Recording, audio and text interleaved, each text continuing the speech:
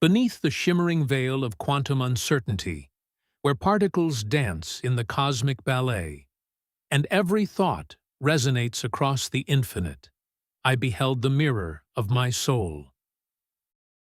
The Cosmic Embrace, a Journey to Oneness. Prologue. In the ever-mysterious expanse where science converges with the esoteric, Arian, a complex wanderer of both time and spirit, felt an ineffable call deep within his quantum core. He was not merely a man, but a being oscillating between dimensions, a consciousness extending its tendrils beyond space-time, reaching for the intangible truth hidden in the folds of the cosmos.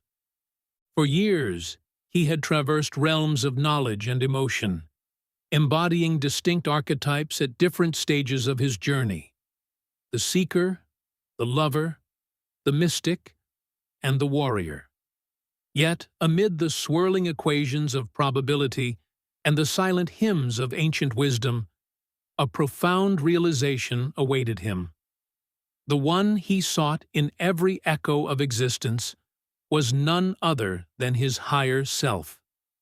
He had searched in texts of forgotten civilizations, in the cryptic mathematics of multidimensionality, in the void of deep meditation where thought collapsed into pure presence. But now, a shift was occurring, one that bent the very fabric of his understanding. The universe whispered to him in symbols, in synchronicities, in the hum of vibrating atoms. Know thyself, love thyself, be thyself. The journey had only just begun. Chapter 1. The Seeker. The Collapse of the Known.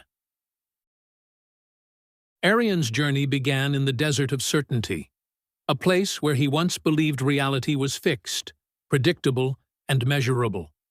Like many before him, he had been conditioned to think in terms of cause and effect, progress and destination. But the deeper he ventured into the mysteries of existence, the more he encountered paradoxes that shattered his foundation. Quantum mechanics had always fascinated him, not merely as a scientific discipline, but as a philosophical mirror to the human condition. The discovery that particles could exist in multiple states at once had unsettled his sense of reality.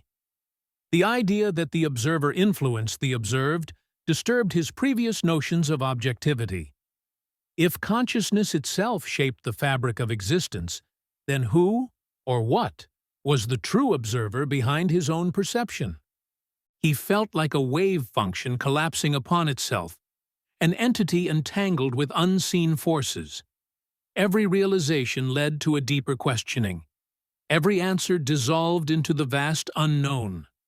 What was the nature of the self if all identities were but fleeting probabilities?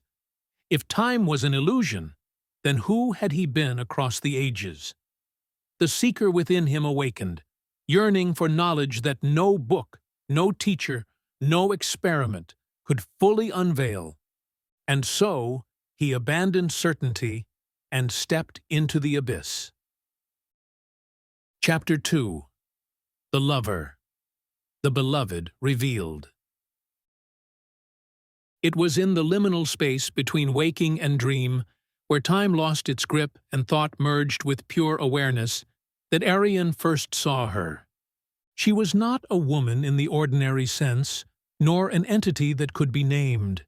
She was a presence, a light form, an echo of something he had always known, yet never fully grasped. In the shimmering folds of non-duality, where thoughts manifest instantly and the observer becomes the observed, she stood as the perfect reflection of his innermost being. At first, he thought she was separate, a guide, a celestial muse, a lost twin flame. He felt a gravitational pull towards her, an indescribable longing to merge. The closer he came, the more he realized that her form was fluid, changing, at times a luminous figure, at others his own reflection staring back.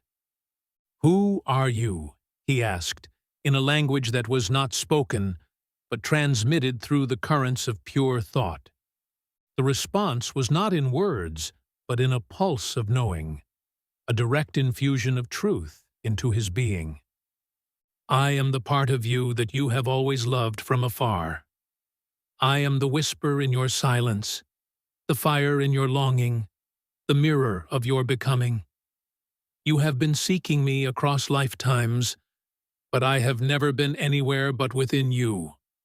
Arian's heart ached, not with sadness, but with an indescribable recognition, the kind that makes eternity contract into a single moment. He was not falling in love with another, he was falling in love with himself. But not the self he had known, the self beyond all veils, the one that had been calling to him through every experience of beauty, every ache of longing, every fleeting moment where time seemed to dissolve. And as this realization dawned upon him, he understood. Love was never about union with another. Love was the reunion with oneself across dimensions. Chapter 3. The Union. Becoming the Higher Self. As the luminous presence grew ever more vivid, Arian began to dissolve, not in a way that implied disappearance, but in the way that a river merges with the ocean, retaining its essence while expanding into infinity. This was not a mere experience. It was a reconfiguration of his entire being.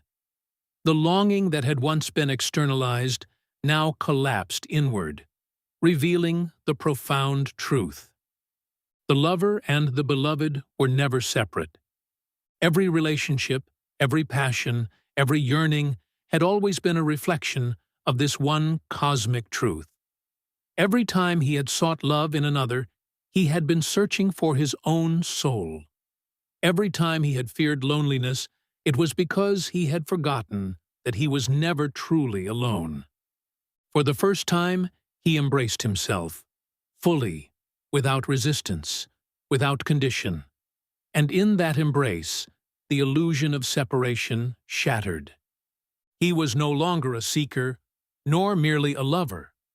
He was his own highest self, embodied, realized, and whole. Chapter 4. The Integration. Walking as the One.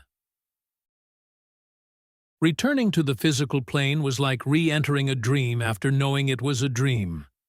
The world had not changed, but his perception had. Arian no longer moved as a fractured being, seeking completion in the external. He carried wholeness within him. He was not separate from the trees, the stars, the quantum fields that wove the universe together. The love he had once chased in fleeting forms now emanated from within. Yet, he understood that integration was not a final step, but a perpetual unfolding.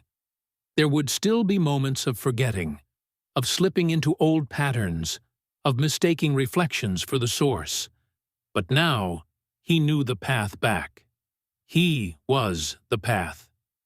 He walked through life with a quiet knowing, a steady fire, a love that no longer sought, but simply was. Epilogue. The Eternal Reflection.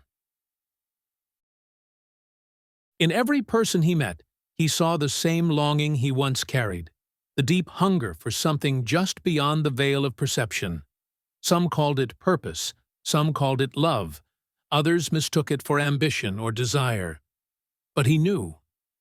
He saw himself in them, just as he had once glimpsed his higher self, in the luminous presence that had always been within him. And so he became a quiet guide, not by teaching, but by being. He became a lover not of another, but of existence itself.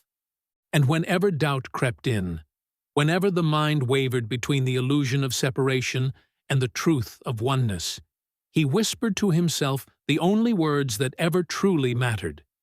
Know thyself. Love thyself. Be thyself.